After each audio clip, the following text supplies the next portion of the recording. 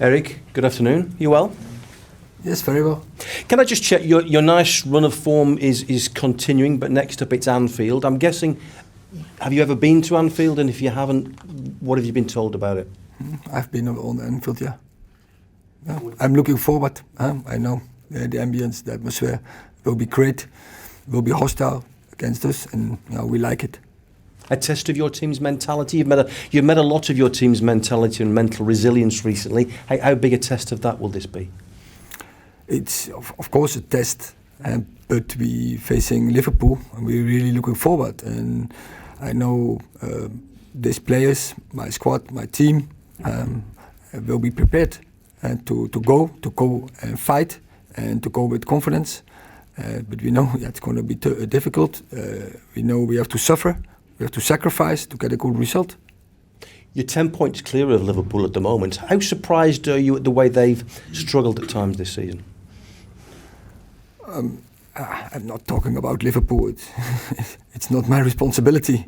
And I have enough to do here in Carrington. I have enough to do with Manchester United. So I have to deal with the performance of Manchester United. And that's all where I'm aware of and where I'm putting all my effort in. Who's in the first section? Bill. Erik, you've had some really big wins recently. Manchester City, the cup final against Newcastle, obviously Barcelona as well. But how big was that win over Liverpool right back at the start of the season when questions were being asked in terms of giving the group the belief to go on this run?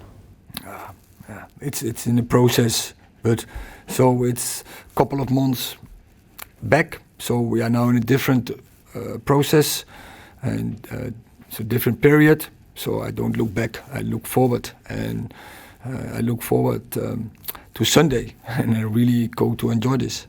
And you said when you very first took over, you were asked about Manchester City and Liverpool's dominance, and you said eras can end.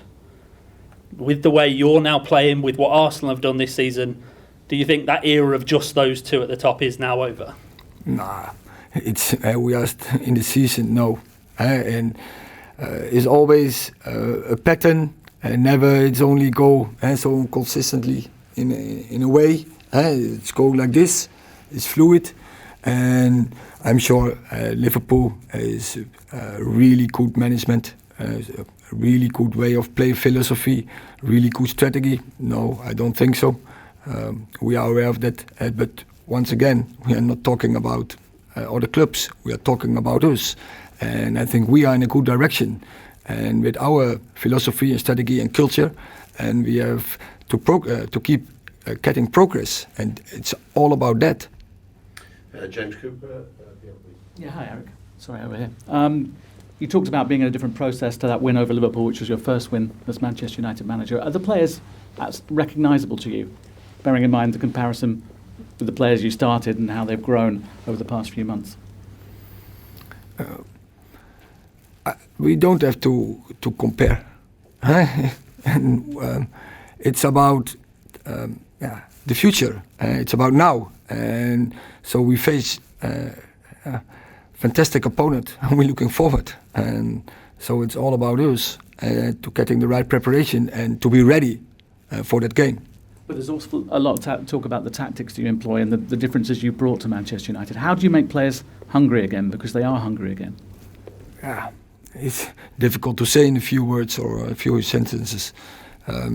So it's more total package. It's more like what I say, philosophy, culture, strategy, and to bring that consistently forward day by day.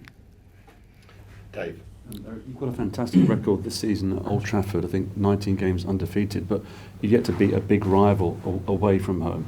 Is it time, do you think, to underline the progress the team, the squad have made by getting a statement win? And I think it's 7 years since Manchester United won at Liverpool. So do you feel the time is now for you to go there with the belief you can win over a big rival away from home? Well, yes, but I think also we had away from home really good performances.